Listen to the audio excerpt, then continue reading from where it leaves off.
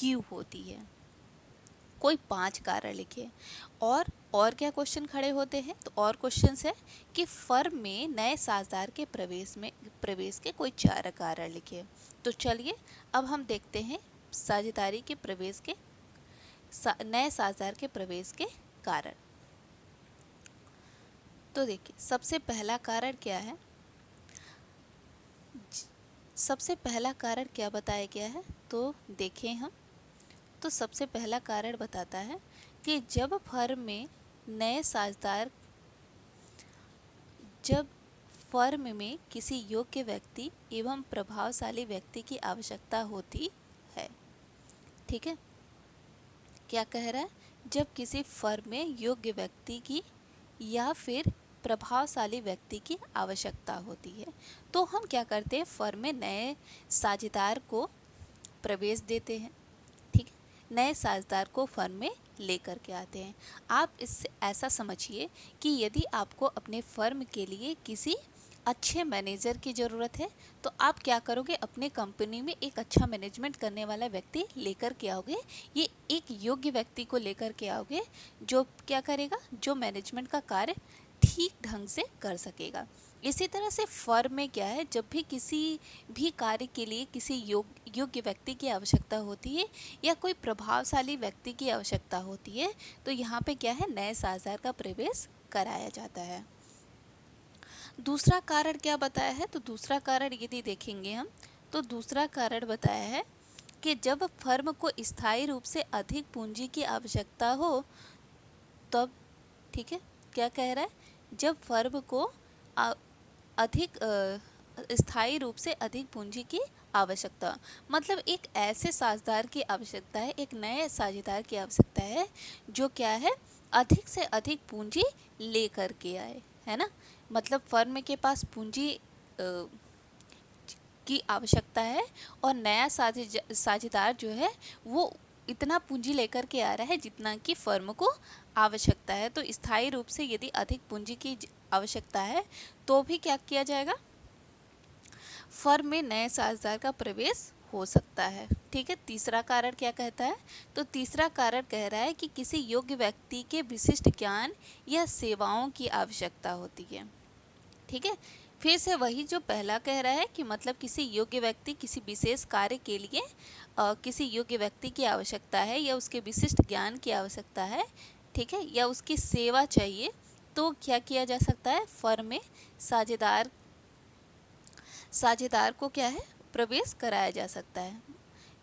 योग्य व्यक्ति की आवश्यकता, ठीक है, या फिर प्रभावशाली व्यक्ति की आवश्यकता हो तो फर्म में क्या करेंगे, हम साझेदार का प्रवेश करा सकते हैं। यदि स्थायी रूप से अधिक पूंजी की आवश्यकता है तो भी, ठीक है, अधिक पूंजी की आवश्यकता है तो भी फर्म में नए साझेदार का प्रवेश होगा। और क्या कह रहा है, यदि किसी योग्य व्यक्ति की विशिष्ट ज्ञान की आवश्यकता है, विशेष ज्ञान की आवश्यकता है या उसकी विशेष सेवा की आवश्यकता है तो भी फर्म में नए साझेदार का प्रवेश कराया जा सकता है। आगे देखते हैं, तो आगे क्या है, आगे चौथा कहता है कि फर्म में, ठीक है, क्या, फर्म में किसी कर्मचारी को प्रोत्साहित करने हेतु साझेदार बनाना। कोई कर्मचारी है, ठीक है, कोई मैनेजर है या कोई भी कर्मचारी किसी पद पे कार्यरत है, ठीक है, उस कर्मचारी को यदि हम मोटिवेट करने के लिए क्या कर सकते हैं, क्या करते हैं, उसे फर्म का साझेदार बना देते हैं, फर्म का सदस्य बना देते हैं। ठीक है, तो भी ये क्या है, नए साझेदार ही माना जाएगा, नए साझेदार का प्रवेश होगा। आगे क्या कह रहा है, पांचवा कारण कि फर्म के साझेदार के अवकाश ग्रहण करने या मृत्यु होने की दशा में उस फर्म में सिर्फ एक व्यक्ति रह गया हो। ठीक है, देखिए फर्म में नए साझेदार का प्रवेश तब भी हो सकता है जब क्या है, फर्म से कुछ साझेदार अवकाश ग्रहण कर लिए हों या फिर किसी साझेदार की मृत्यु हो गई हो और फर्म में सिर्फ एक व्यक्ति रह गया हो, तो भी क्या है, नए साझेदार का प्रवेश कराया जा सकता है। क्योंकि हमको पता है कि जो साझेदारी है उसके लिए क्या चाहिए, 2 या 2 से अधिक व्यक्ति की आवश्यकता होती है। और यहाँ क्या कह रहा है कि सिर्फ फर्म में कितने व्यक्ति रह गए हैं, एक व्यक्ति रह गया है, एक व्यक्ति से तो साझेदारी फर्म चलेगी नहीं, इसीलिए क्या है, नए साझेदार की भर्ती आवश्यक है, नए साझेदार का प्रवेश आवश्यक है। चलिए इसी के साथ हम दूसरे क्वेश्चन पे चलते हैं। दूसरा क्वेश्चन है, कौन कौन सी दशा में पुनर्मूल्यांकन खाता तैयार किया जाता है। ठीक है, ऐसे कौन पुनर्मूल्यांकन खाते के बारे में हमने पढ़ा कि यदि किसी साझेदार की मृत्यु अवकाश ग्रहण करता है तो हम क्या करते हैं, पुनर्मूल्यांकन खाता तैयार करते हैं। तो यहाँ पे पूछा है कि पुनर्मूल्यांकन खाता किसे कहते हैं और यह खाता कब और क्यों तैयार किया जाता है, जरा बताइए। पुनर्मूल्यांकन खाता किसे कहते हैं ये भी समझाना है। ठीक है, तो चलिए तीनों क्वेश्चन को हम देखते हैं कि सबसे पहले देखेंगे कि पुनर्मूल्यांकन खाता किसे कहते हैं। वैसे इससे पहले के क्वेश्चन में हम लोगों ने देखा है कि पुनर्मूल्यांकन खाता किसे कहते हैं। चलिए, फर्म के संगठन में परिवर्तन होने पर अर्थात साझेदारी फर्म में साझेदार के प्रवेश अवकाश मृत्यु होने पर संपत्ति एवं दायित्वों का सही मूल्य जानने के लिए संपत्ति व दायित्वों का पुनर्मूल्यांकन किया जाता है। पुनर्मूल्यांकन का लेखा करने के लिए जो खाता खोला जाता है वही क्या है, पुनर्मूल्यांकन खाता है। तो आपको समझ में आ गया है कि पुनर्मूल्यांकन खाता क्या होता है। ठीक है, ये कह रहा है कि साझेदारी फर्म का जो संगठन है, साझेदारी फर्म का जब पुनर्गठन होता है तो उसमें क्या है, कुछ परिवर्तन होते हैं। ठीक है, ये परिवर्तन कब कब हो सकता है, कोई साझेदार नए साझेदार का प्रवेश हो रहा हो, या कोई साझेदार अवकाश ग्रहण कर रहा हो, या किसी साझेदार की मृत्यु हो गई हो। इन तीनों दशाओं में संपत्ति एवं दायित्वों का क्या है, पुनर्मूल्यांकन किया जाता है। मतलब संपत्ति और दायित्वों का सही मूल्य जानने के लिए पुनर्मूल्यांकन किया जाता है। पुनर्मूल्यांकन का अर्थ होता है जो हमारे पास पहले से डेटा अपने पास मौजूद है उसको रीचेक करना, रिवैल्यूएट करना। ठीक है, पुनर्मूल्यांकन करना, वापस से उसको मूल्यांकित किया जाता है। ठीक है, जैसे एग्ज़ाम की कॉपियाँ जब दी जाती हैं तो आप मार्क्स को रिकाउंट करते हो, है ना, पुनर्मूल्यांकन करते हो, देखते हो कि कहीं मार्क्स कम नहीं है, कम तो नहीं है। ठीक है, अधिक तो नहीं चेक करते आप, है ना, जो कम रहते हैं मार्क्स उसी को आप चेक करते हो। ठीक है, तो ये क्या है, वही है पुनर्मूल्यांकन, उसी को कहते हैं। तो ये किन किन दशा में हो रहा है, यदि कोई नया साझेदार फर्म में प्रवेश करता है, या कोई साझेदार अवकाश ग्रहण कर रहा है, या किसी साझेदार की मृत्यु हो जा रही है, तो संपत्ति एवं दायित्वों का सही मूल्य जानने के लिए पुनर्मूल्यांकन किया जाता है। किसका पुनर्मूल्यांकन किया जाता है, तो संपत्ति एवं दायित्वों का। ठीक है, और पुनर्मूल्यांकन का लेखा करने के लिए जो पुनर्मूल्यांकन किया गया है संपत्ति और दायित्वों का, उनका लेखा करने के लिए जिस खाते को तैयार किया जाता है, ठीक है, जिस खाते को खोला जाता है उसी को कहते हैं हम पुनर्मूल्यांकन खाता। तो आपको समझ में आ गया कि पुनर्मूल्यांकन खाता किसे कहते हैं। अब आइए हम देखते हैं कि खाता कब खोला जाता है। वैसे आपको समझ में खाता कब खोला जाता है, तो तीन परिस्थितियाँ, तीन दशाएं हैं इसके, कब कब खोला जाता है। पहली दशा यही है कि नए साझेदार के प्रवेश पर नया साझेदार संपत्तियों को उचित मूल्य पर लाने के लिए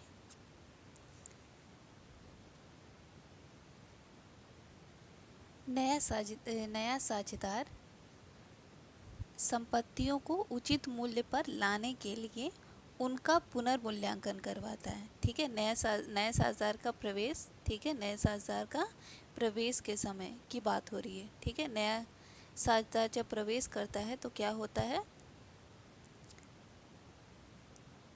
तो नया जो साझेदार है वो जब प्रवेश लेता है तो संपत्तियों को उचित मूल्य पर लाने के लिए, सही मूल्य जानकारी के लिए, उचित मूल्य पर लाने के लिए उनका पुनर्मूल्यांकन करवाता है। ठीक है, क्योंकि जब साझेदार प्रवेश कर रहा है तो उसको वास्तविक स्थिति का ज्ञान होना चाहिए कि फर्म में मेरे आने से पहले कितनी संपत्तियां थीं और मेरे आने के बाद कितनी संपत्ति या लाभ में वृद्धि हुई है या कमी हुई है। ठीक है, तो वही कह रहा है कि जब नया साझेदार प्रवेश करता है तो संपत्तियों को उचित मूल्य पर लाने के लिए पुनर्मूल्यांकन करवाता है।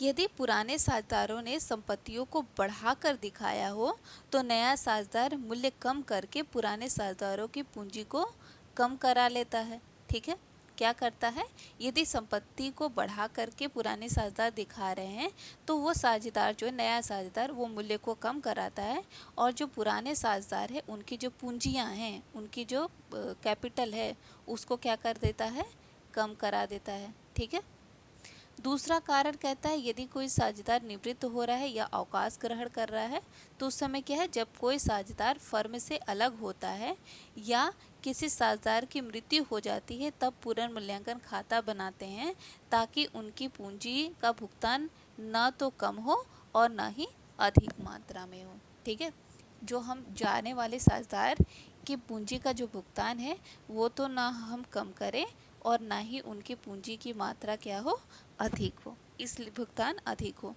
इसलिए क्या है, पुनर्मूल्यांकन खाता तैयार किया जाता है। ठीक है, अब आगे देखते हैं तीसरा क्वेश्चन क्या है। तो तीसरा क्वेश्चन कहता है त्याग अनुपात क्या है और इसकी गणना क्यों करते हैं।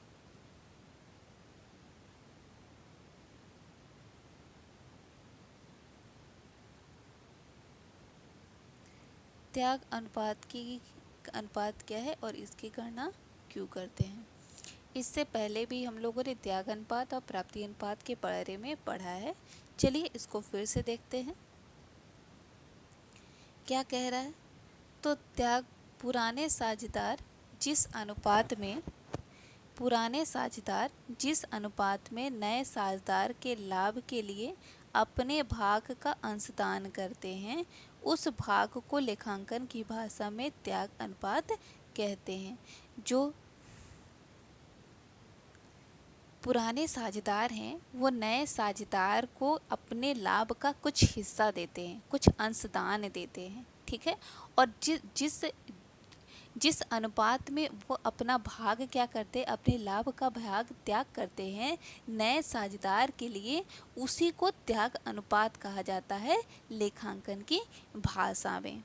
त्याग अनुपात का प्रयोग नए साझेदारों द्वारा लाई गई ख्याति की राशि को पुराने साझेदारों में बांटने हेतु किया जाता है। ठीक है, हम लोगों ने इससे पहले पढ़ा हुआ है कि जो पुराना साझेदार है वह अपने लाभ का कुछ अंश जब नए साझेदार को देता है तो उसके बदले क्या है, जो नया साझेदार है वो क्या है, उसके उस लाभ के बदले वो क्या करता है, अपने द्वारा लाई हुई ख्याति उसी अनुपात में क्या है, पुराने साझेदारों को देता है।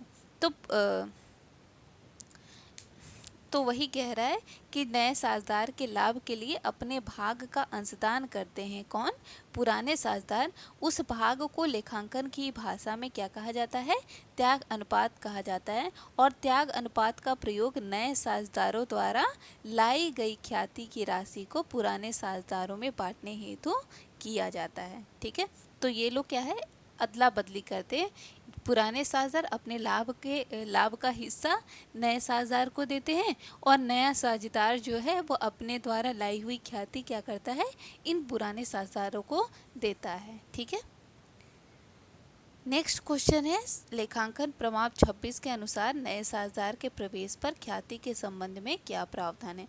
देखिए ये पहला क्वेश्चन तो यही उठता है कि लेखांकन प्रमाण 26 किससे संबंधित है। तो हमने इससे पहले पढ़ा है कि लेखांकन प्रमाण 26 अमूर्त संपत्ति है, जैसे अमूर्त संपत्ति से संबंधित है जैसे कि ख्याति। ठीक है, इसका संबंध लेखांकन प्रमाण 26 का संबंध किससे है, ख्याति से है। ठीक है, तो वही क्वेश्चन ये क्या कह रहा है, नए साझेदार के प्रवेश पर ख्याति के संबंध में किस प्रकार प्रावधान है। ठीक है, ख्याति के नए साझेदार के प्रवेश पर ख्याति के संबंध में क्या प्रावधान किया गया है। तो देखिए लेखांकन प्रमाण 26 के अनुसार ख्याति का लेखा, ठीक है, ख्याति का लेखा पुस्तकों में तभी किया जाएगा, किसके बारे में कह रहा है, लेखांकन प्रमाण 26 के बारे में कह रहा है कि लेखांकन प्रमाण 26 जो है ये कहता है कि ख्याति का लेखा पुस्तकों में तभी किया जाएगा जबकि उसका भुगतान किस में हुआ हो, या तो मुद्रा के रूप में हो या मुद्रा के रूप में किया जाएगा। लेखांकन प्रमाप 26 ख्याति का लेखा पुस्तकों में तभी किया जाएगा जब कि उसका भुगतान मुद्रा या मुद्रा के रूप में किया जाएगा।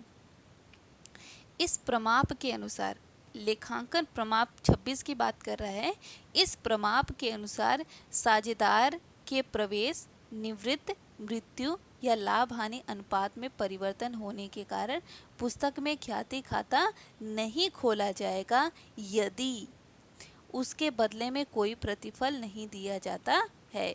ये कह रहा है कि यदि चाहे वो कोई भी दशा हो, ये चारों में से कोई भी दशा हो, चाहे कोई नया साझेदार प्रवेश लिया हो, चाहे कोई साझेदार निवृत्त हो रहा हो या किसी साझेदार की मृत्यु हो गई हो, भले ही लाभ हानि अनुपात में परिवर्तन क्यों ना हो गया हो,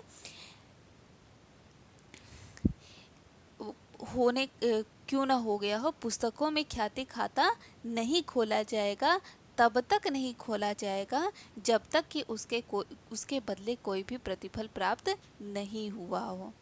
ठीक है, अतः केवल क्रय की गई ख्याति का ही लेखा पुस्तकों में किया जाना चाहिए। लेखांकन प्रमाप 26 यही कहता है कि यदि ख्याति क्या है, क्रय की गई है, तभी क्या है, इसका लेखा पुस्तकों में किया जाता है, अन्यथा इसका लेखा नहीं किया जाता। ठीक है, और उसके बदले यदि प्रतिफल प्राप्त हुआ है तो ही उसका लेखा करना है। यदि नया साझेदार पूंजी के अतिरिक्त अपने भाग की ख्याति को नगद लाता है, अब देखिए और क्या कारण बता रहा है, और बता रहा है कि यदि नया साझेदार जो है पूंजी के अतिरिक्त, नया साझेदार पूंजी के अतिरिक्त अपने भाग को ख्याति नगद लाया है, पूंजी ना ला करके क्या लाया है, ख्याति को नगद लेकर के आए हैं, ख्याति को कैश में लेकर के आए हैं, तो यह राशि अधिमूल्य या प्रीमियम के रूप में क्या कर लिया जाएगा, स्वीकार कर लिया जाएगा और पुराने साझेदारों के पूंजी खाते में त्याग अनुपात में क्या कर दिया जाएगा, बांट दिया जाएगा। यदि कोई नया साझेदार पूंजी के अतिरिक्त क्या लाया है, ख्याति नगद रूप से लेकर के आता है, तो उसको क्या है, उसको अधिमूल्य या प्रीमियम के रूप में स्वीकार कर लेना है और इसको पुराने साझेदारों के कैपिटल अकाउंट में किस अनुपात में, त्याग के अनुपात में क्या कर देना है, बांट देना है। यदि इसी प्रकार यदि साझेदार के प्रवेश पर ख्याति का मूल्यांकन किया गया तो यह ख्याति पुस्तकों में नहीं लाई जाए। ठीक है, क्या कह रहा है, इसी प्रकार यदि साझेदार के प्रवेश पर ख्याति का मूल्यांकन किया गया है, ठीक है, ख्याति का मूल्यांकन यदि किया गया है तो ख्याति पुस्तकों में नहीं लाई जाएगी। ठीक, प्रवेश के समय यदि ख्याति का मूल्यांकन कर दिया गया है, ठीक है, तो इसको ख्याति को पुस्तक में नहीं लाना, दोबारा लाने से कोई फायदा नहीं है ना। तो यहाँ एक बार मूल्यांकन कर दिया गया है तो दोबारा से तो ख्याति को पुस्तक में नहीं लाया जाएगा। ठीक है, चलिए आगे देखते हैं। आई होप कि आपको समझ में आया होगा। इसको आप एक बार वापस से पढ़ लीजिएगा। ख्याति की प्रकृति समझाइए। ख्याति प्रकृति विशेषता गुण एक ही होता है। ठीक है, तो कह रहा है कि ख्याति क्या है, थोड़ा सा समझाना है। तो अकाउंट की भाषा में ख्याति अन्य व्यापारिक संपत्ति के समान एक संपत्ति है। ठीक है, ख्याति क्या है, कई व्यापारिक संपत्तियां होती उसी की तरह क्या है, ख्याति भी एक प्रकार की क्या है, संपत्ति है। ख्याति व्यापार की एक स्थायी संपत्ति है। ठीक है, ख्याति क्या है, एक स्थायी संपत्ति। हमने ख्याति की विशेषता पढ़ी थी, उसमें था कि ख्याति क्या है, एक अमूर्त एवं एक स्थायी संपत्ति है। तो उसी तरह जैसे बाकी व्यापारिक संपत्तियां जैसे होती है वैसे ही ख्याति भी क्या है, एक संपत्ति है। और ये कैसी संपत्ति है, एक व्यापार के लिए एक स्थायी संपत्ति है। अन्य संपत्ति के समान लाभ अर्जित करने में ये क्या होती है, सहायक होती है। ख्याति को अमूर्त या अदृश्य संपत्ति मानते हैं क्योंकि इसका कोई भी भौतिक स्वरूप नहीं होता। ख्याति अन्य संपत्तियों की तरह विक्रय योग्य होती है। व्यवसाय की विक्रय पर ख्याति का भी मूल्य निर्धारण कर उसका मूल्य वसूला जा सकता है। ठीक है, क्या कह रहा है, व्यापार के विक्रय पर यदि हम व्यापार को बेच रहे हैं, व्यवसाय को बेच रहे हैं, तो ख्याति का मूल्य भी निर्धारित कर इसका मूल्य क्या किया जा सकता है, वसूला जा सकता है। मूल्य का निर्धारण कर इसका भी मूल्य क्या कर लिया जाता है, वसूल लिया जाता है। व्यापार का यदि विक्रय होता है तो वैसा का यदि हम बेचते हैं तो ख्याति का भी मूल्य क्या कर लिया जाता है, वसूल लिया जाता है उसी के साथ साथ। नेक्स्ट क्वेश्चन कह रहा है कि ख्याति की गणना के लिए औसत लाभ की गणना किस प्रकार की जाती है। औसत लाभ की गणना किस प्रकार की जाती है। वैसे आपको याद होगा कि ख्याति की गणना के लिए ख्याति, ठीक है, ख्याति की गणना के लिए प्रमुख 3 विधियां हैं, ठीक है। प्रमुख कितनी विधियां हैं, 3 विधियां हैं। कौन कौन सी ये 3 विधियां हैं यदि आप देखेंगे, ठीक है, कौन कौन सी ये 3 विधियां हैं, तो सबसे पहले है औसत, ठीक है, औसत लाभ विधि। दूसरा है अधिलाभ विधि, ठीक है, अधिलाभ विधि। और तीसरा है पूंजीकरण विधि, ठीक है, दूसरा है पूंजीकरण विधि, ठीक है। ये याद रखिएगा, ये सबसे इम्पॉर्टेंट क्वेश्चन होता है कि ख्याति की गणना करने की प्रमुख विधियां कौन कौन सी हैं, ठीक है। इसको स्पष्ट कीजिए, ये 4 नंबर का क्वेश्चन पूछता है, ठीक है। पूंजीकरण विधि, वैसे ये तीनों विधियों को आपने डिटेल से पढ़ा होगा और हम आगे के आने वाले क्वेश्चन में जब लॉन्ग क्वेश्चंस पढ़ेंगे तो क्या करेंगे, इसको वापस से पढ़ेंगे।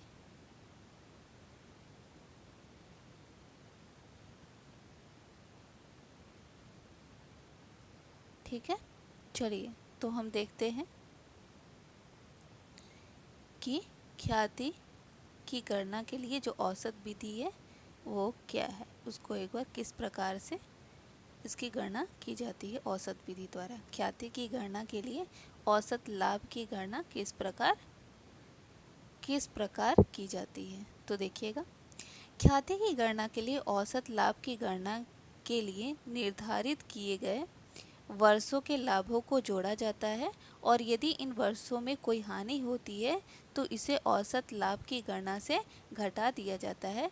समस्त वर्षों के लाभ व हानि को समायोजित करने के उपरांत कुल लाभ को कुल वर्षों की से विभाजित कर औसत लाभ प्राप्त किया जाता है। देखिए ये पूरा फॉर्मूले को ही डिटेल किया गया है। तो देखिए औसत लाभ की गणना हम कैसे करते हैं, हम समझते हैं। औसत लाभ का फॉर्मूला क्या होता है यदि हम देखें, ठीक है, औसत लाभ का फॉर्मूला क्या होता है, थोड़ा सा हम देखें, ठीक है, ठीक, औसत लाभ, ठीक, ठीक, औसत लाभ, ठीक है। औसत लाभ बराबर क्या होता है, कुल वर्षों का योग, कुल वर्षों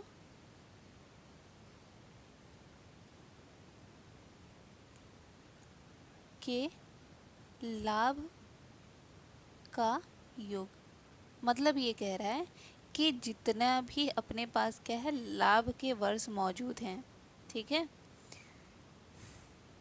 वर्षों का लाभ अपने पास दिया हुआ है, उसको क्या करेंगे, उन सबको हम क्या कर देंगे, इन वर्षों के लाभ और हानि को क्या करना है, वर्षों के लाभ को क्या करना है, जोड़ देना है, ठीक है, क्या करना है, उसको जोड़ देना है। जितने भी वर्ष दिए गए हैं, इसको ध्यान से समझते हैं, जितने भी क्या है वर्ष दिए गए हैं, वर्षों के लाभ को क्या कर दिया जाता है, जोड़ दिया जाता है, ठीक है। और इन वर्षों में यदि किसी प्रकार की हानि है, मतलब यदि हमारे पास एक साल में 20,000, 30,000, 40,000 का लाभ हुआ है, ठीक है, और किसी वर्ष हमको क्या है 10,000 का लॉस हुआ है, तो हम क्या करेंगे, इन सब को जोड़ देंगे, जितने भी लाभ हुए हैं, ठीक है, जितने भी लाभ के वर्ष हैं, 20, 30 कितना हो गया, 50, 50 और 40 हो गया 90, ठीक है। और ये जो हानि हुई है, इस हानि को हम क्या कर देंगे, लाभ में से घटा देंगे। मतलब 90 में से 10 गया, कितना बच गया, 80, ठीक है, ये 80 जो हो गया, ये कुल लाभ लाभ के लाभ है हमारे। और कितने वर्ष के लाभ दिए गए हैं, लाभ और हानि दी गई है, तो 1 2 3 4, कितने वर्ष हैं, 4, तो हम 4 से क्या कर देंगे, भाग दे देंगे, तो कितना हो गया, 20, तो औसत लाभ कितना हुआ, 20, ठीक है। इसी तरह से हम क्या है, औसत लाभ की गणना करते हैं। तो यहाँ क्या कह रहा है, जो कुल लाभ के वर्ष है उनको जोड़ देना है, यदि किसी वर्ष हानि हुई है तो उस हानि को क्या कर देना है, घटा देना है, तो हमको क्या है, औसत लाभ प्राप्त हो जाता है। और समस्त वर्षों के लाभ व हानि का समायोजन करने के उपरांत क्या करेंगे, सबको जोड़ने के बाद जो कुल वर्ष दिए गए हैं, ठीक है, जितने वर्ष दिए गए हैं उससे क्या कर दिया जाता है, उसको भाग दे दिया जाता है, तो हमको क्या प्राप्त हो जाता है, औसत लाभ प्राप्त हो जाता है। अब आइए आगे के क्वेश्चन देखते हैं। तो इसका फॉर्मूला क्या है, औसत लाभ बराबर होता है कुल वर्षों के लाभ का योग बट्टे कुल वर्षों की संख्या। कुल वर्षों के लाभ का योग बट्टे वर्षों की संख्या, ठीक है, ये होता है औसत लाभ का सूत्र। अब देखते हैं नेक्स्ट क्वेश्चन क्या है। तो नेक्स्ट क्वेश्चन है, ख्याति की गणना से अधिलाभ से क्या आशय है। ख्याति की गणना में अधिलाभ से क्या आशय है। तो हम लोगों ने एक देखा, अभी क्या देखा कि ख्याति की गणना के लिए कुछ 3 विधियां हमने देखा। पहला औसत लाभ विधि, दूसरा है अधिलाभ विधि, और एक है पूंजीकरण विधि, ठीक है। ख्याति की गणना में अधिलाभ से क्या आशय है, इसकी किस प्रकार गणना की करते हैं, ठीक है। चलिए देखते हैं कि अधिलाभ द्वारा ख्याति की गणना किस प्रकार से की जाती है। हम लोगों ने औसत लाभ द्वारा ख्याति की गणना सीख लिया है, ठीक है। तो चलिए देखते हैं।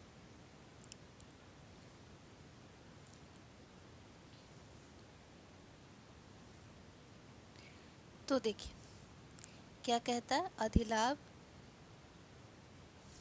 अधिलाभ विधि से ख्याति की गणना किस प्रकार की जाती है।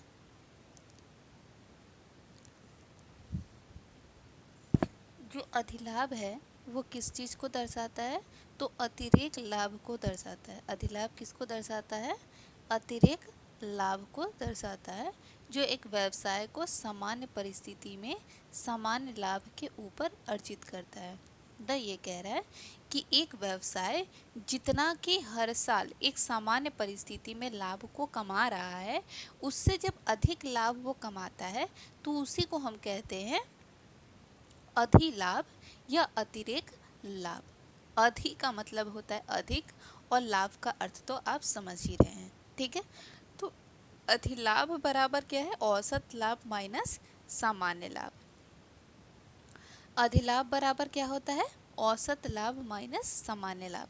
मतलब कि जितना वो सामान्य लाभ कमा रहा है, जितना उसका औसतन प्रॉफिट है, ठीक है, एवरेज प्रॉफिट है, उसमें से यदि हम क्या कर दें, उसमें से औसत लाभ जितना है, औसत लाभ जितना है उसमें से यदि हम क्या कर दें, सामान्य लाभ को घटा दें, ठीक है, सामान्य लाभ को क्या कर दें, घटा दें, तो उससे प्राप्त होने वाला लाभ क्या कहलाता है, औसत लाभ कहलाता है, ठीक है।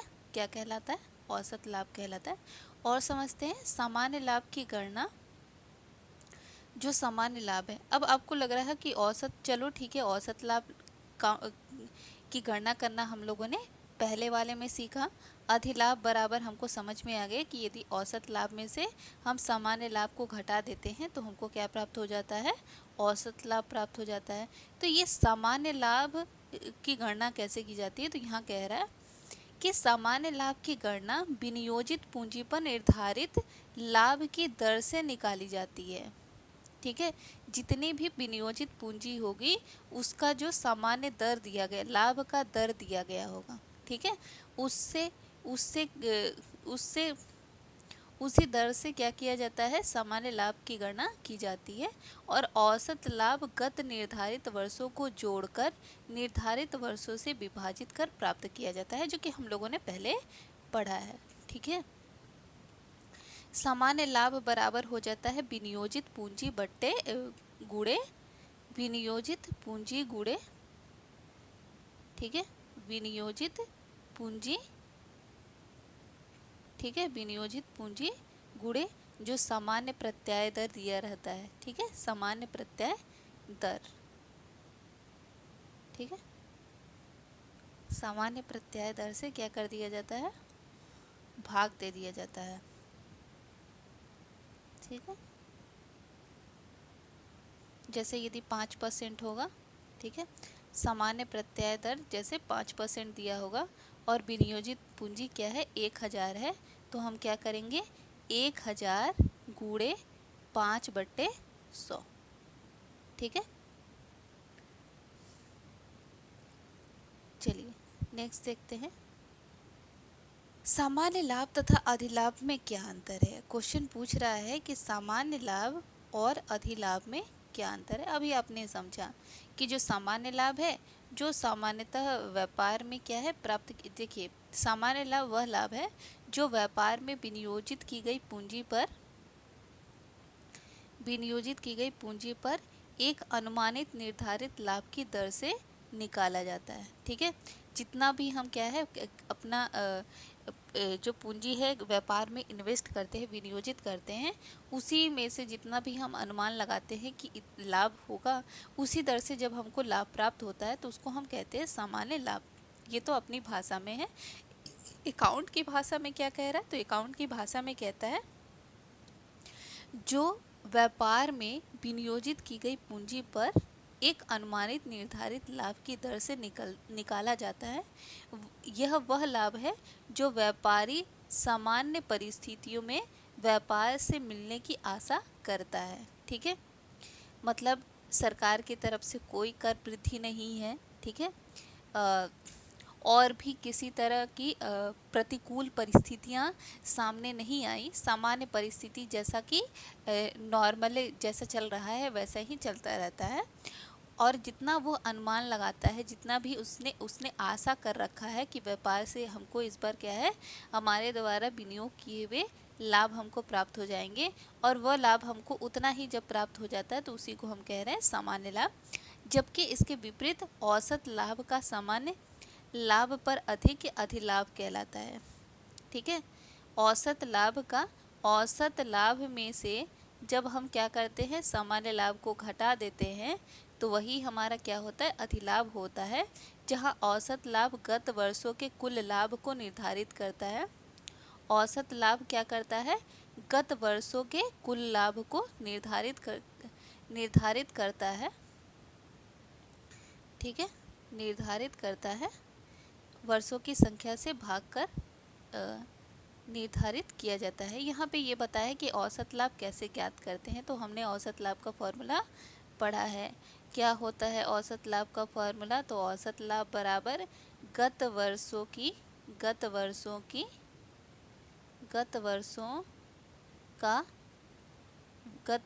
के लाभ, ठीक है, लाभ का योग,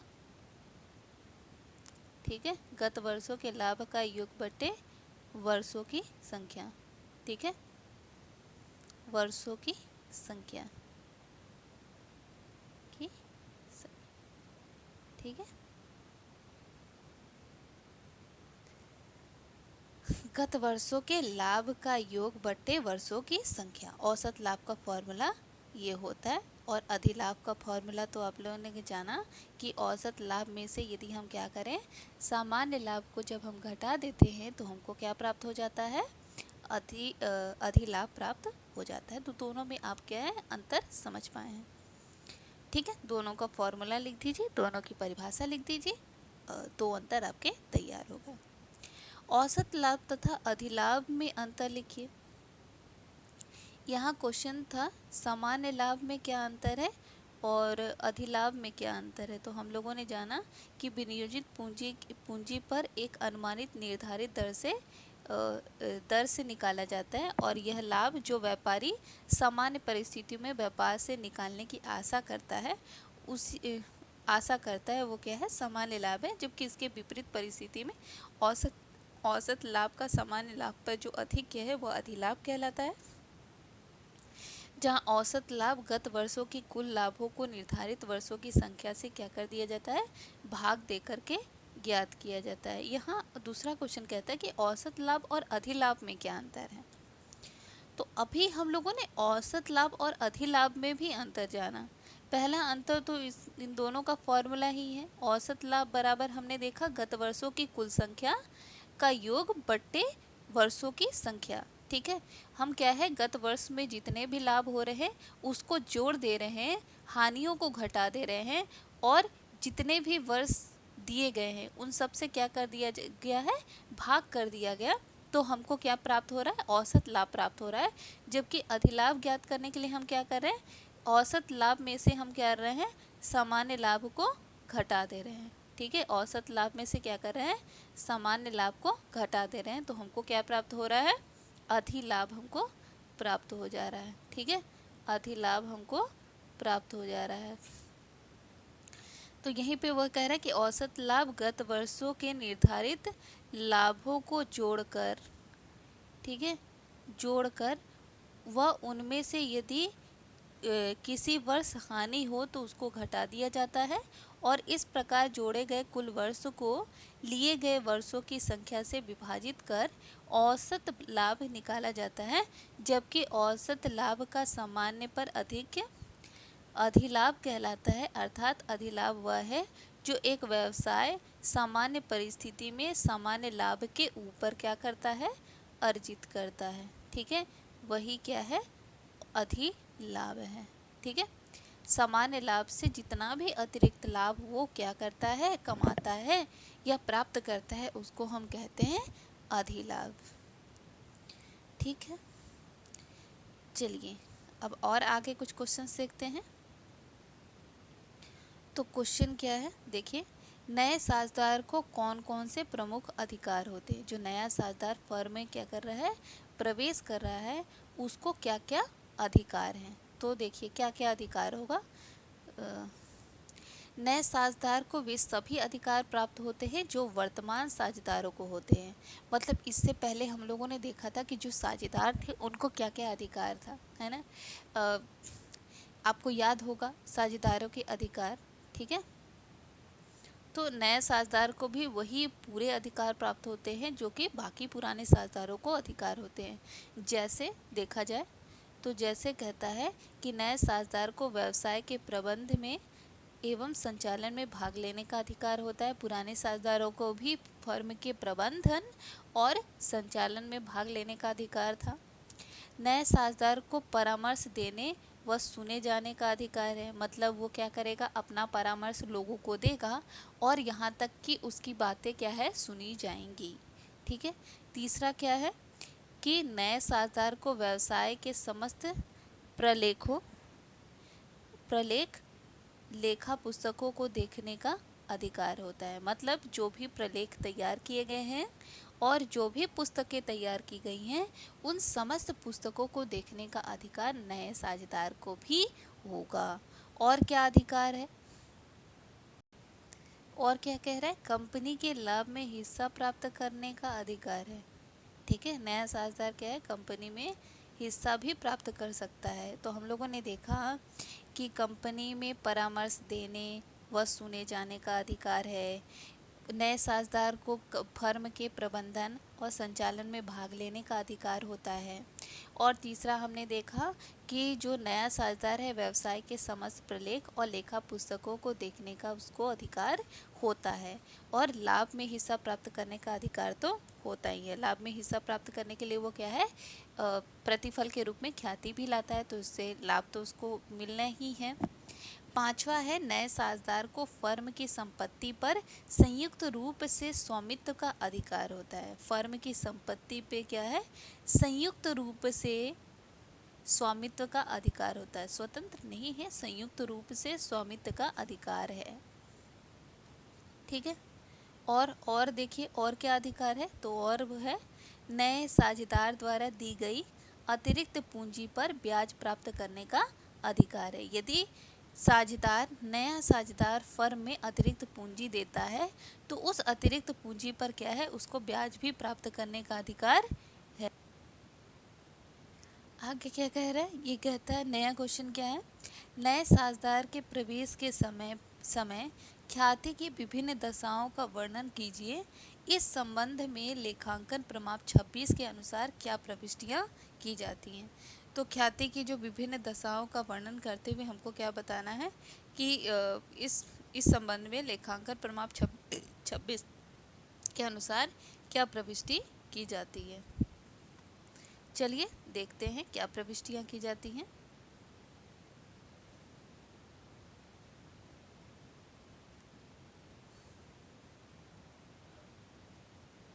देखिए, नए साझेदार के प्रवेश के समय ख्याति की विभिन्न दशाएं निम्नलिखित हो सकती हैं। ख्याति की विभिन्न दशाएं, देखिए, पहला दशा है नए साझेदार के प्रवेश पर नए साझेदार अपने हिस्से की ख्याति नगद रूप में लाता है। ठीक है, नगद रूप में लाता है और वह ख्याति व्यवसाय में ही बनी रहती है। देखिए, कई दशाएं हैं। ठीक है, ख्याति कई प्रकार से लाया जा सकता है, कई दशाएं होती हैं ख्याति को लाने की। ठीक है, तो उसमें से पहली दशा क्या कह रहा है कि जब नया साझेदार फर्म में प्रवेश कर रहा है, ठीक है, तो नया साझेदार अपने की ख्याति जो है वो नगद लेकर के आता है और वो जो उसके द्वारा लाई हुई ख्याति है वो व्यवसाय में क्या है, बनी रह सकती है। इस परिस्थिति में क्या प्रविष्टियां की जाती हैं, क्या जनरल एंट्री की जाती है। तो यहाँ देखिए, जब ख्याति को नगद ला रहा है तो नगद लाएगा तो cash account debit to premium for goodwill account. पहली एंट्री क्या बनेगी, दो एंट्री बनती है इस समय, ख्याति नगद लाने पर और ख्याति व्यवसाय में रहता है। तो ख्याति जब नगद लाएगा तो cash account debit to premium for goodwill account, और इसका नरेशन क्या है, being goodwill brought in as a premium. ठीक है, तो हम लोगों ने देखा था कि वो लेखांकन प्रमाण 26 ये कहता है कि यदि कोई साझेदार ख्याति को नगद लेकर के आता है तो उसको अधिभार या प्रीमियम के रूप में क्या करना है, स्वीकार करना है। ठीक है, तो इसीलिए क्या है, कैश अकाउंट, इसीलिए एंट्री क्या हो रही है, cash account debit to premium for goodwill account. ठीक है, और दूसरी एंट्री क्या होती है, तो दूसरी एंट्री होती है कि premium for goodwill account debit to old partners capital account. हमने ये भी देखा था कि लेखांकन प्रमाण 26 ये कहता है कि यदि कोई साझेदार ख्याति को नगद रूप से ला रहा है, ठीक है, तो उसको क्या है, उसको अधिभार और या तो प्रीमियम के रूप में उसको स्वीकार करना है और साथ में पुराने साझेदारों के पूंजी खाते में क्या करना है, उसको दिखाना है। ठीक है, साझेदारों के पूंजी खाते में उसको क्या करना है, दिखाना है। तो इसीलिए दूसरी एंट्री क्या हो रही है, premium for goodwill account debit to old partners capital account. ठीक है, दूसरी दशा क्या है, नए साझेदार के प्रवेश पर नया साझेदार अपने हिस्से की ख्याति को नगद ला सकता है। ठीक है, नगद ला सकता है और पुराने साझेदार उसे व्यवसाय से निकाल कर ले जा सकते हैं। पहला हम लोगों ने देखा कि जो साझेदार है वो क्या है, ख्याति को नगद लाता है और पुराने साझेदार द्वारा उसको व्यवसाय में रखा जाता है। ठीक है, तो उस समय दो एंट्री हो रही थी। अब यहाँ पे क्या कह रहा है कि ख्याति को नगद ला सकता है लेकिन जो पुराने साझेदार है उसको व्यवसाय में रख नहीं रहे हैं, बल्कि क्या कर रहे हैं, पुराने साझेदार व्यवसाय से निकाल ले जा सकते हैं। ठीक है, निकाल कर ले जा सकते हैं। ठीक है, निकाल कर ले जा सकते हैं। ठीक है, ख्याति को नगद ला सकता है और पुराने साझेदार क्या है, उस व्यवसाय से निकाल ले जा सकते हैं, निकाल कर ले जा सकते हैं। तो इस दशा में क्या एंट्री होगी, ठीक है, जब नगद लाया जा रहा है और लेकिन साझेदार क्या है, पुराने साझेदार व्यवसाय से निकाल ले रहे हैं। ठीक है, व्यवसाय से निकाल ले रहे हैं। तो देखिए, इस समय 3 एंट्री बनाई जाती हैं। ठीक है, इस दशा में कितनी एंट्री बनाई जाती है, तो 3 एंट्री बनाई जाती है। कौन कौन सी 3 एंट्री, तो देखते हैं।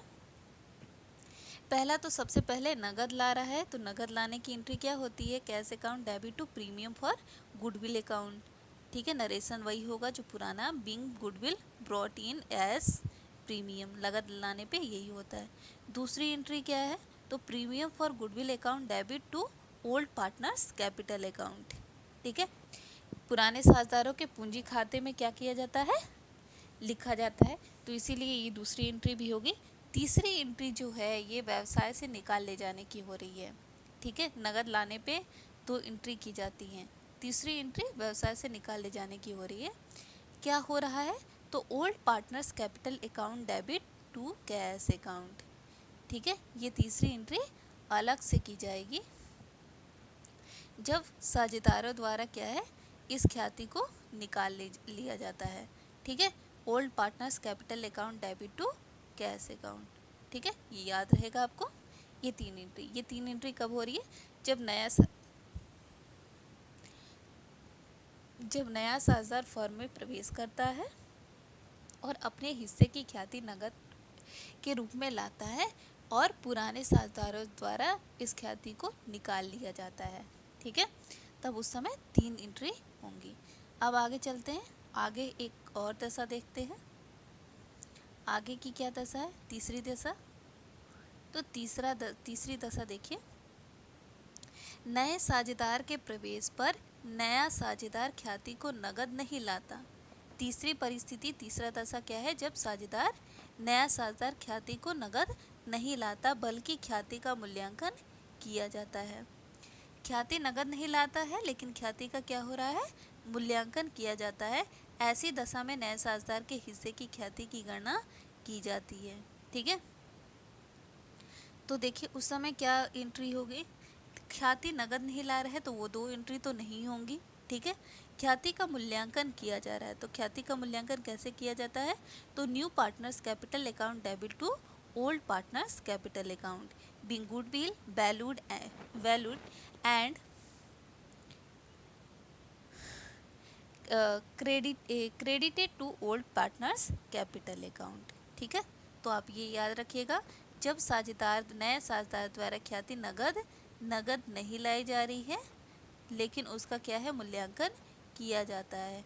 जब उसका मूल्यांकन किया जाता है तो एंट्री क्या होती है, एक ही एंट्री की जाती है, new partners capital account debit to old partners capital account.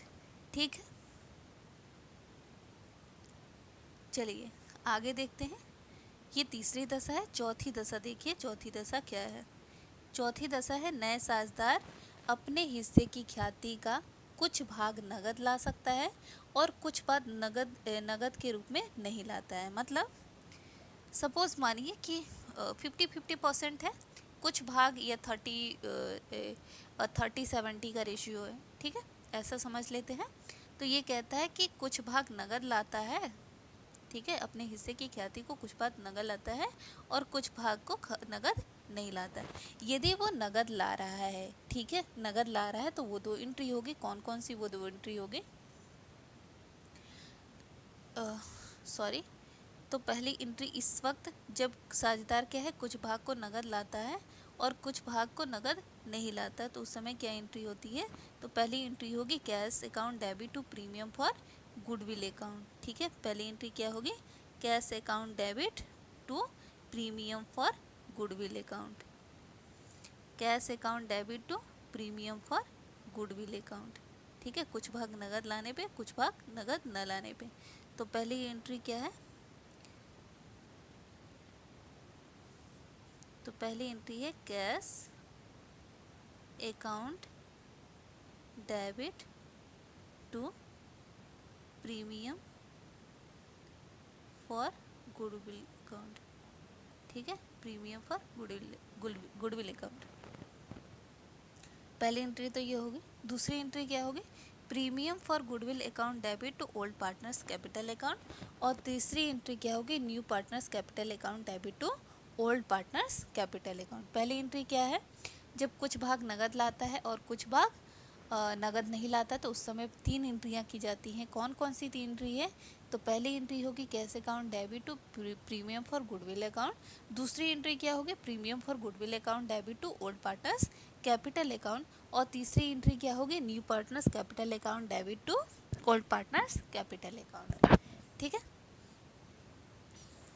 ये तीनों एंट्री कब कब की जाती है ये आपको पता चल गया है ना। इससे पहले के हम लोगों ने दशाओं में इन तीनों परिस्थितियों को देखा था कि ये एंट्री कब कब की जाती हैं।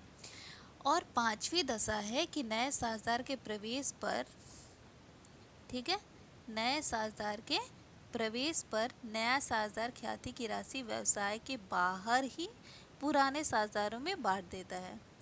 व्यवसाय के बाहर ही क्या कर रहा है, पुराने साझेदारों में बांट दे रहा है। इस संबंध में ख्याति की पुस्तक में कोई लेखा नहीं होता। ये तो बाहर का काम है तो बाहर ही होगा, और इसका लेखा क्या है, पुस्तकों में नहीं किया जाता है। ठीक है, तो पांचवी दशा में कोई भी एंट्री नहीं की जाती है। चलिए एक क्वेश्चन है, इसको देखते हैं हम। ठीक है, एक क्वेश्चन है, ठीक है, तो इसको देखते हैं।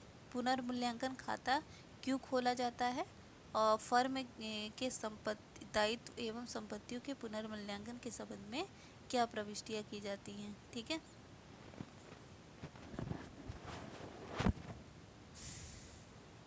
इससे पहले भी हम लोगों ने क्या है, इसको पढ़ा हुआ है, इसलिए इसको थोड़ा जल्दी में हम खत्म करेंगे। पुनर्मूल्यांकन खाता साझेदार के प्रवेश, निवृत्ति या मृत्यु पर संपत्ति एवं दायित्व के पुनर्मूल्यांकन कर उसके वास्तविक मूल्य को दर्शाने के लिए खोला जाता है एवं पुनर्मूल्यांकन पर हुए लाभ हानि को पुराने साझेदारों के मध्य बांट दिया जाता है।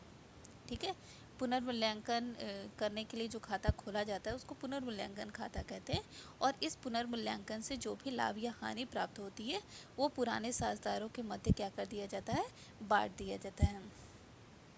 संपत्ति एवं दायित्व के पुनर्मूल्यांकन के संबंध में कुछ प्रविष्टियां होती हैं। तो पहला है संपत्ति एवं संपत्ति का मूल्य बढ़ने व दायित्व का मूल्य कम होने पर, है ना। इसमें क्या है, क्या क्या देखा जा सकता है, तो या तो संपत्ति का मूल्य बढ़ा है, या संपत्ति का मूल्य घटा है, या दायित्व का मूल्य बढ़ा है, या दायित्व का मूल्य घटा है, या तो लाभ हुआ है या फिर हानि हुई है। इससे पहले के क्वेश्चन में हम लोगों ने देखा है। इससे पहले के चैप्टर में जो भी एंट्री हम लोगों ने की है सेम एंट्री यहाँ भी होगी। ठीक है, जब क्या है, संपत्ति बढ़ती है तो हम क्या एंट्री करते हैं, संपत्ति के बढ़ने पे एसेट्स अकाउंट डेबिट, ठीक है, assets account debit to revaluation account, assets account debit to revaluation account. जब संपत्ति बढ़ेगी तो क्या होगा, assets account debit to revaluation account. यदि संपत्ति का मूल्य घटेगा तो revaluation account debit to assets account. इसी के यदि क्या है, दायित्व का मूल्य बढ़ता है, यदि दायित्व का मूल्य बढ़ता है तो क्या होगा, दायित्व का मूल्य बढ़ेगा तो रिवैल्यूएशन अकाउंट, दायित्व बढ़ता है तो revaluation account debit to revaluation account debit to liability account होता है। ठीक है, रिवैल्यूएशन अकाउंट यहाँ पे गलत एंट्री की गई है, यहाँ क्या होगा, रीवैल्यूएशन अकाउंट डेबिट होगा, जबकि लायबिलिटी अकाउंट क्या होगी, क्रेडिट होगी। ठीक है, दूसरा क्या कह रहा है, संपत्ति का मूल्य घटने पर, अच्छा यहाँ पे मूल्य कम होने की ही एंट्री की गई है, दायित्व का मूल्य जब कम होता है उसी की एंट्री की गई है। ठीक है, तो आप ध्यान रखिएगा, एंट्री ये सही है, मूल्य कम होने पे, मैं मूल्य के बढ़ने पे बता रही, ठीक ना। तो संपत्ति का मूल्य घटने और दायित्व का मूल्य बढ़ने पे, तो संपत्ति का मूल्य जब घटता है तो revaluation account debit to assets account होता है, और जब दायित्व का मूल्य घटता है, बढ़ता है, तब क्या होती है, तब ये किया जाता है कि revaluation account debit to liability account. तो एक बार देखिए, यदि दायित्व का मूल्य बढ़ रहा है, ठीक है, दायित्व का मूल्य बढ़ता है तो उस समय होता है रिवैल्यूएशन अकाउंट डेबिट, ठीक है, account debit to liability account. और जब मूल्य घटता है, जब मूल्य घटता है तो होता है liability account debit to revaluation. ठीक है, ये आपको याद रहेगा। अब आते हैं हम, जब यदि क्या है, पुनर्मूल्यांकन से लाभ हो, यदि लाभ होता है तो क्या एंट्री होगी, revaluation account debit to old partners capital account, revaluation account debit to old partners capital account. यदि हानि होती है तो old partners capital account debit to revaluation account. ठीक है, ये एंट्री आप याद कर लीजिएगा।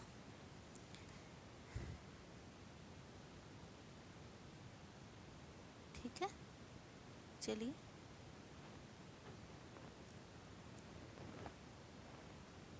आगे देखते हैं ख्याति उत्पन्न होने के कारण। ठीक है, ख्याति उत्पन्न होने के कारण, क्या कारण है ख्याति उत्पन्न होने का? तो देखिए ख्याति में वृद्धि कैसे, ख्याति उत्पन्न कैसे होती है? तो ख्याति का अर्थ हम लोगों ने जाना था। तो ख्याति के अर्थ होता है प्रतिष्ठा, सद्भावना, या फिर हम इसको क्या कहते हैं, गुडविल भी कहते हैं इंग्लिश में। ठीक है, तो जो ख्याति है, व्यापार में जो ख्याति है कई बातों पर निर्भर करती है। कौन कौन से बातों पर निर्भर करती है? तो पहला कहता फर्म की स्थिति व नाम। फर्म की स्थिति अच्छी जगह पर होने से फर्म का आकर्षण क्या होता है, बढ़ता है। ठीक है, इस कारण उसे प्रसिद्धि प्राप्त होती है। इस स्थिति के कारण ख्याति स्थानीय ख्याति कहलाती है। ठीक है, आप देखे होंगे यदि आपका फर्म सही जगह पे है, सही स्थिति में है, तो इससे क्या है, आपके फर्म का क्या होता है, विस्तार विकास होता है। ठीक है, ग्राहक ज़्यादा आते हैं तो फर्म की स्थिति व उसका नाम भी क्या है, ख्याति को बढ़ाने का कार्य करता है। दूसरा आता है व्यवहार कुशलता। व्यापार के स्वामी की कार्यकुशलता ग्राहकों के साथ मधुर व्यवहार भी ख्याति उत्पन्न करने में काफ़ी सहायक होती है ना। आप देखेंगे कि यदि फर्म का जो व्यवसायी है, फर्म का जो साझेदार है, स्वामी है, उसका व्यवहार यदि ग्राहकों के प्रति ठीक नहीं है, मधुर नहीं है, तो उसके पास ग्राहक कम आते हैं। यदि उसका व्यवहार ग्राहकों के प्रति क्या है, मधुर है, ठीक है, तो क्या है, ग्राहक उत्पन्न करने में वो काफ़ी सहायक होता है। और तीसरा कहता है विज्ञापन। आधुनिक युग में ख्याति उत्पन्न करने के एक प्रमुख साधन क्या है, विज्ञापन है। इसकी सहायता से ख्याति क्या होती है, उत्पन्न होती है। आप देखते होंगे कि टेलीविज़न, न्यूज़पेपर या फिर और भी पत्र पत्रिकाओं के माध्यम से क्या किया जाता है, अपने फर्म का विज्ञापन किया जाता है। और ये आधुनिक रूप है अपने फर्म का प्रचार प्रसार करने के लिए। यहाँ से भी ख्याति क्या होती है, उत्पन्न होती है। ख्याति उत्पन्न करने का एक कारण ये भी, उत्पन्न होने का कारण एक ये भी है, क्या है, विज्ञापन। ठीक है, तो हम लोगों ने 3 जाना कि फर्म की स्थिति व नाम, व्यवहार कुशलता और विज्ञापन। ग्राहकों को सुविधाएं, माल बेचने और उसके वितरण की सुविधाएं होने से ग्राहक आकर्षित होते हैं और ग्राहकों की संख्या में वृद्धि होती है। आप देखोगे आजकल डिजिटल मार्केटिंग क्या है, काफ़ी विकास हुआ है इसका, है ना।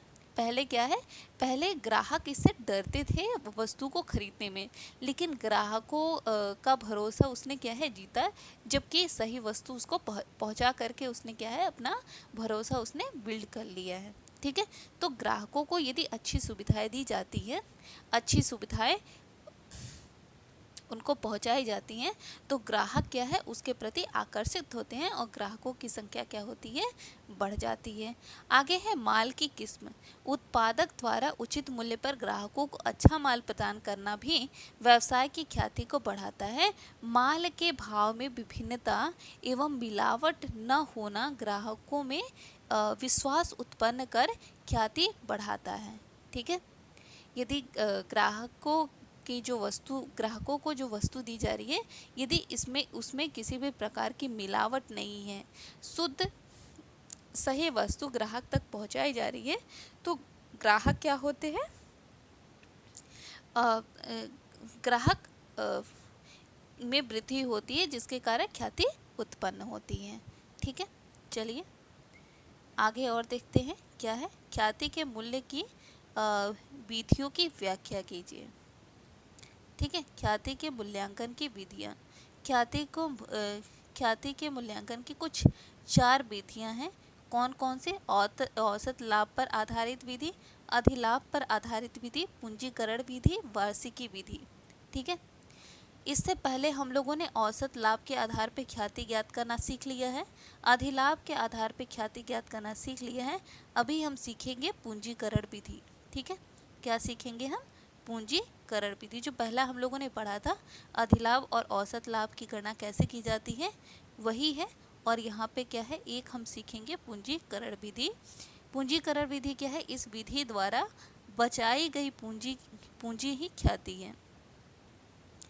इस विधि द्वारा बचाई गई पूंजी ही क्या है, ख्याति है। यदि फर्म अन्य फर्म के मुकाबले कम पूंजी लगाकर, ठीक है, अधिक लाभ कमाती है तो पूंजी से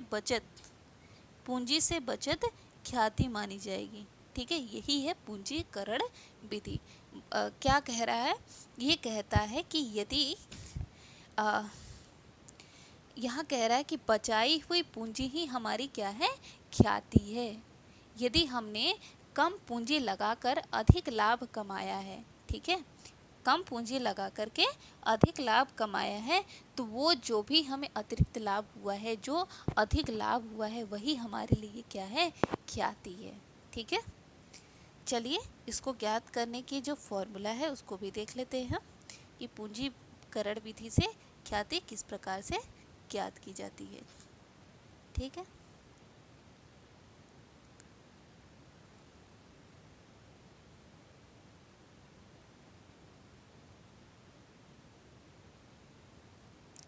इस तरह से क्या है, दो प्रकार से ख्याति ज्ञात की जाती है। एक औसत लाभ का पूंजीकरण और दूसरा है अधिलाभ का पूंजीकरण। औसत लाभ के पूंजीकरण विधि के अंतर्गत पूंजीकृत औसत लाभ का वास्तविक विनियोजित पूंजी पर अधिक की ख्याति मानते हैं, और अधिलाभ विधि के अंतर्गत ख्याति की वह राशि होगी जो अधिलाभ के पूंजीकरण द्वारा प्राप्त होती है। ठीक है, इसको आप एक बार देख लीजिए। आगे है ख्याति की विशेषताएं। ख्याति एक अमूर्त एवं अदृश्य संपत्ति है। ख्याति किसी व्यवसाय के अन्य संस्थाओं के अपेक्षाकृत अधिक लाभ कमाने की क्षमता का सूचक है। तीसरा है ख्याति की दृष्टि से ख्याति के पुस्तक में से अपलिखित कर दिया जाता है और ख्याति स्वयं अर्जित संपत्ति है, ये याद रखिएगा, जिसका मूल्यांकन कर मूल्य निर्धारित किया जाता है। और क्या है, और लेखांकन प्रमाण 10 के अनुसार केवल क्रय की गई ख्याति को ही पुस्तक में क्या है, दर्शाया जाता है। लेखांकन प्रमाण 10 क्या कहता है कि जो भी हमारे द्वारा खरीदी हुई ख्याति है उसी को क्या करना है, पुस्तक में दर्शाना है। ख्याति चूंकि एक स्थायी संपत्ति है और इसे बिक्री योग्य मानते हैं।